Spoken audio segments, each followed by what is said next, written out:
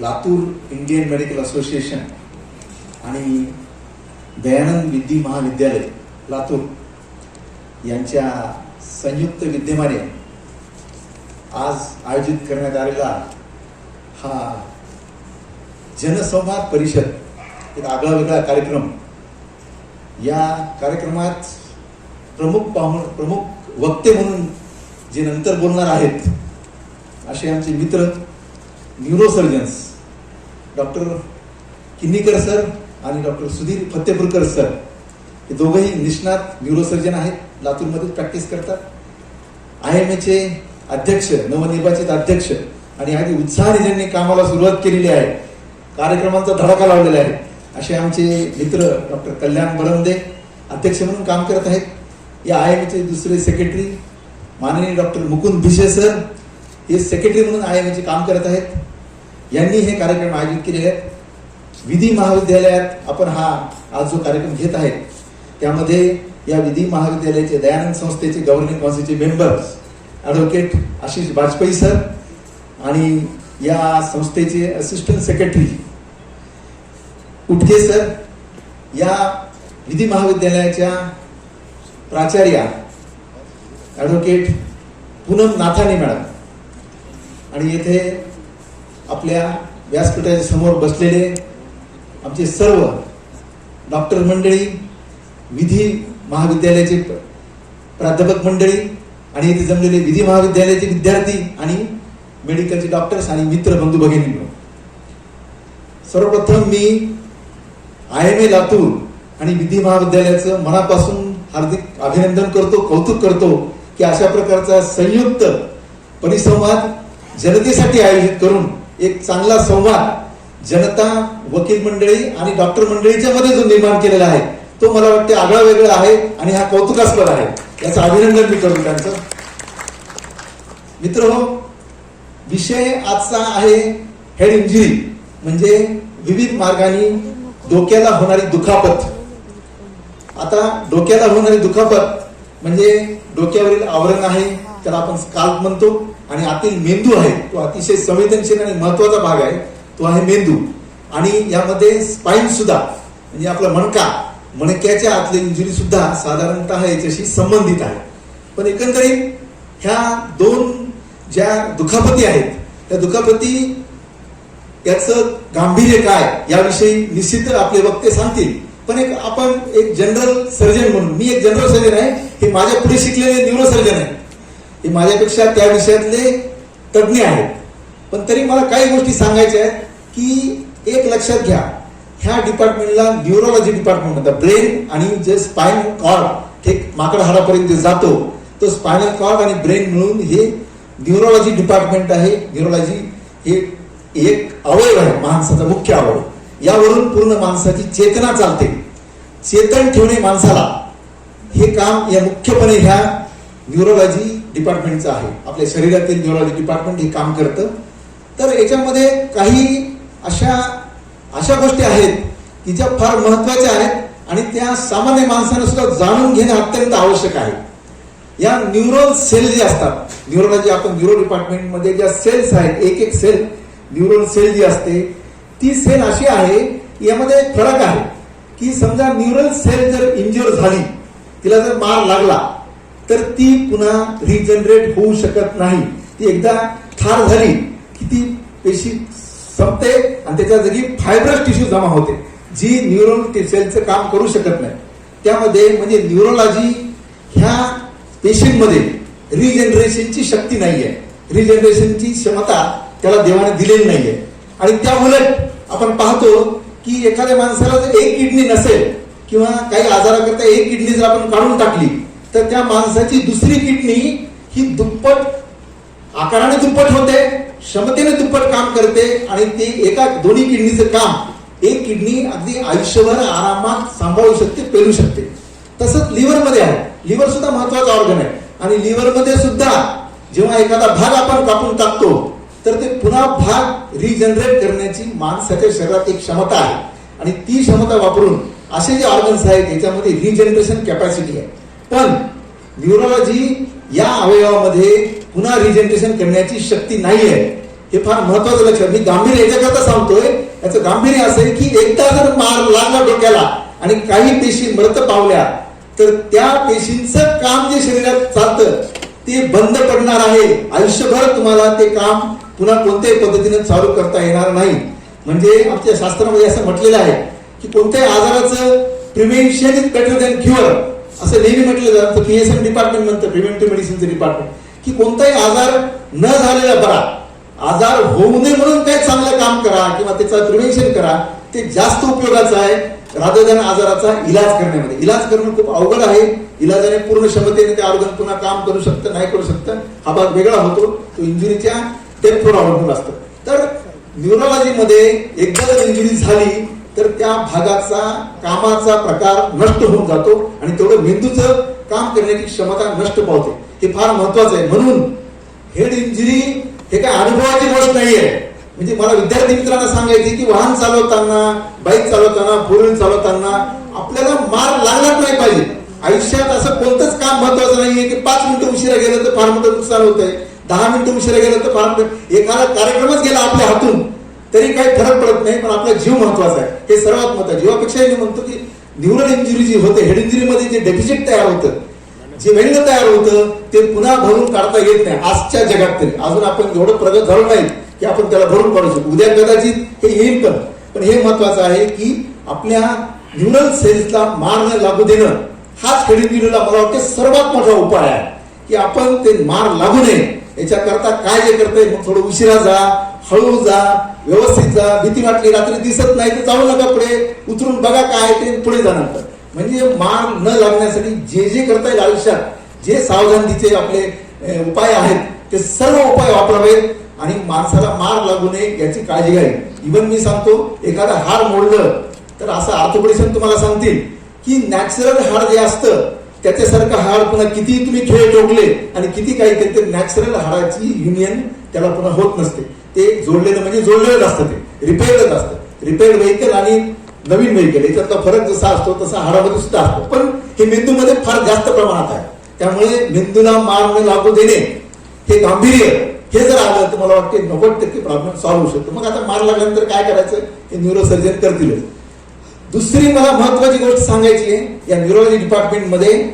असं या आपण आता बघितलं की खूप टेक्नॉलॉजीमध्ये नॅनो टेक्नॉलॉजी आहे, रोबोटिक टेक्नॉलॉजी आहे, त्याच्यानंतर आपण आता आर्टिफिशियल इंटेलिजन्स आलंय, आपण अजून प्रगती करतो. मग तुम्ही पाहिलं पूर्वीच एक्सरे, हेड इंजुरी झाला आमच्या काळात, मी जेव्हा MBBS ला होतो, हेड इंजुरी झालं तर फक्त एक्सरे काढायचा, AP एक, लॅटरल एक, 2 एकूण 3 एकूण एक्सरे काढले की झालं, संपलं इन्व्हेस्टिगेशन. मग त्याच्यावर तुम्हाला काय डिसिजन घ्यायचं ते आम्ही घ्यायचो. पण आता तुम्ही बघा किती काळ बदललाय. मला MBBS ला जाऊन आता जवळपास 32 वर्ष होत आहे. 32 वर्षाच्या काळामध्ये सिटी स्कॅन आलं. सिटी स्कॅन मध्ये किती गोष्टी आल्या. 1 स्लाइस होतं ते 356 स्लाइस पर्यंत आपण गेलेलो आहोत. म्हणजे इतकी डेलिनेशन किंवा डेफिनेशन वाढलेली आहे सिटी स्कॅनची. त्याच्यानंतर आलं MRI, म्हणजे त्यामध्ये अजून चांगल्या प्रकारे मेंदूची आपल्याला परीक्षा करता येईल किंवा स्टडी करता येईल अशा प्रकारचं MRI आलं. DSA आलं, विविध रक्तवाहिन्या मेंदूमधल्या त्यांचा आपला अभ्यास DSAच्या माध्यमातून करता येतो. गॅमा कॅमेरा आला, विविध प्रकारचे पिट्युटरी स्कॅन आले. तर या प्रकारे आपण इतक्या इन्व्हेस्टिगेशन मध्ये उडी मारलेली आहे. टेक्नॉलॉजीने आपल्याला एक मेडिकल क्षेत्राचा टेक्नॉलॉजीचा विवाह झाला असं म्हणतात. या विवाहामुळे आपण मेंदूचं स्ट्रक्चर समजण्यामध्ये फार मोठी उडी मारलेली आहे किंवा लीप घेतलेली आहे. We are now understanding the structure of brain perfectly.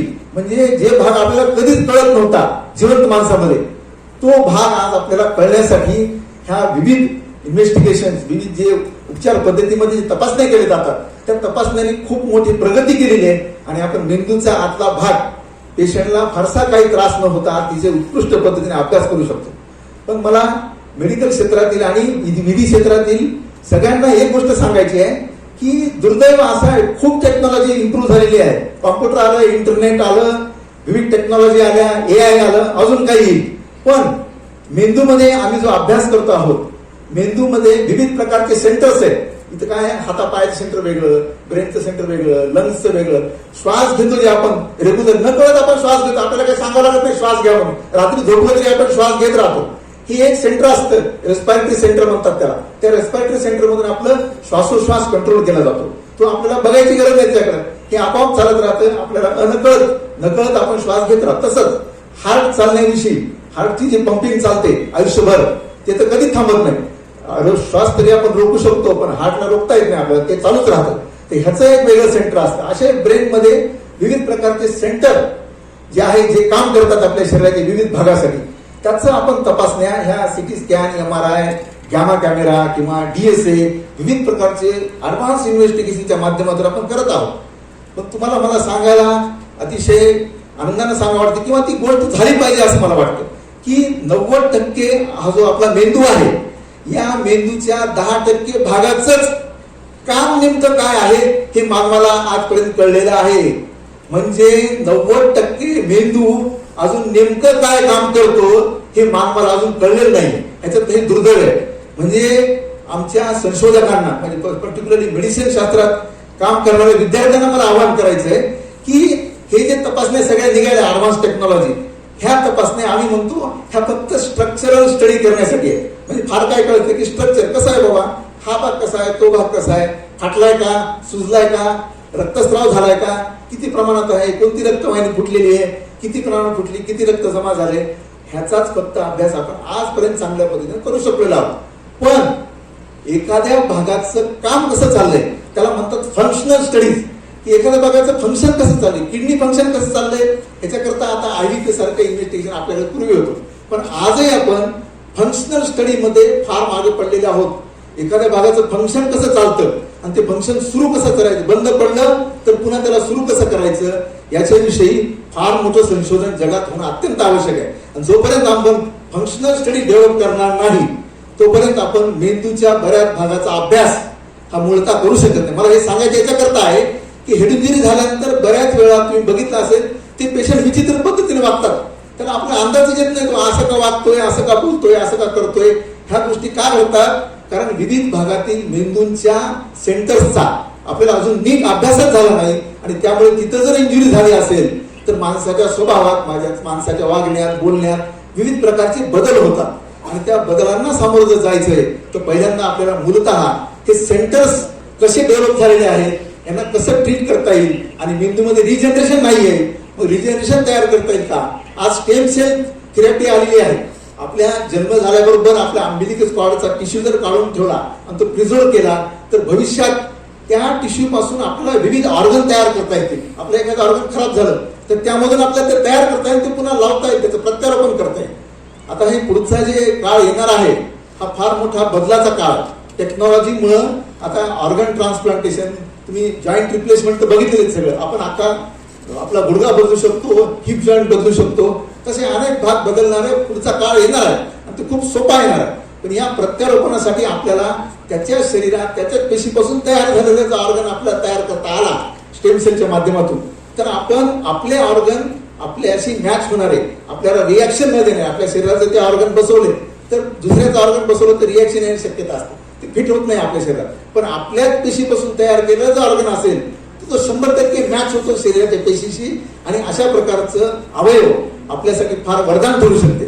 तर ह्या प्रकारचे पुढे आपल्याला काही गोष्टी करता येईल का, अशा प्रकारचं संशोधन होणं हे वैद्यकीय शास्त्राचं पुढचं चॅलेंज आहे मला वाटते.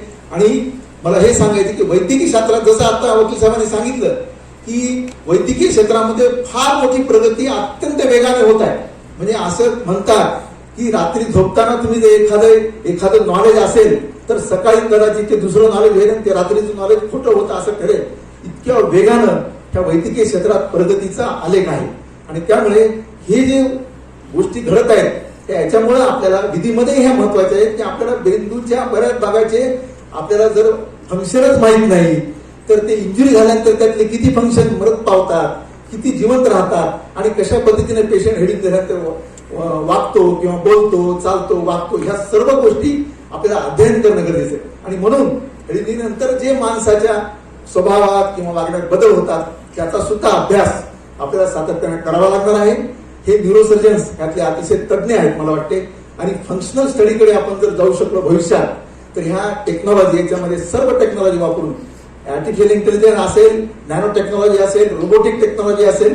आता ह्या नॅनो टेक्नॉलॉजीमध्ये तुम्हाला सांगतो मी की अतिशय बारीक रक्तवाहिन्या, जसं आमच्याकडं सर्जरीमध्ये कॅप्सूल एंडोस्कोपी नावाचा प्रकार आहे, कॅप्सूल एंडोस्कोपी असा आहे की एक व्हिडिओ कॅमेरा आपण एका कॅप्सूल मध्ये फिट करतो. आपण जे कॅप्सूल गिळतो आरोग्यासाठी विविध रोगांसाठी जे कॅप्सूल असतात त्या कॅप्सूल मध्ये कॅमेरा फिट केला आणि ती जर गोळी गिळली तर ती गोळी दुसऱ्या सकाळी आपल्या संडास वाटे बाहेर पडते.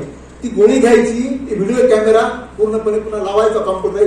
तुमच्या आतड्याच्या आतील सर्व व्हिडिओ लाईनने ती व्हिडिओ घेऊन तुम्हाला दाखवतो की तुमच्या आतड्यामधला भाग कसा आहे आणि कसं काम करते. इतकी टेक्नॉलॉजी इम्प्रूव्ह झाली. आता हीच टेक्नॉलॉजी अजून ज्ञानापुढे नेली आपण तर मेंदूमधल्या प्रत्येक रक्तवाहिनीत आपल्याला फिरता येईल, ती कॅप्सूल फिरवता येईल आणि ती कॅप्सूल बाहेर पडून आपल्याला कळता येईल कोणत्या भागामध्ये काय काय परिणाम झालेले आहे. पण ह्या सगळ्या स्ट्रक्चरल स्टडी आहे. स्ट्रक्चरच्या पुढे जाणं गरजेचं आहे. फंक्शनल स्टडी जोपर्यंत आपण करत नाही तोपर्यंत खऱ्या अर्थानं ह्या न्यूरोलॉजी डिपार्टमेंटमध्ये गिफ्ट मिळणार नाही, ती माझी उडी मिळणार नाही मोठी. आणि ती जर उडी मिळाली आणि स्टेम सेल जर मिळालं तर मग हेड इंजुरी आपण आनंदाने स्वीकारू शकू.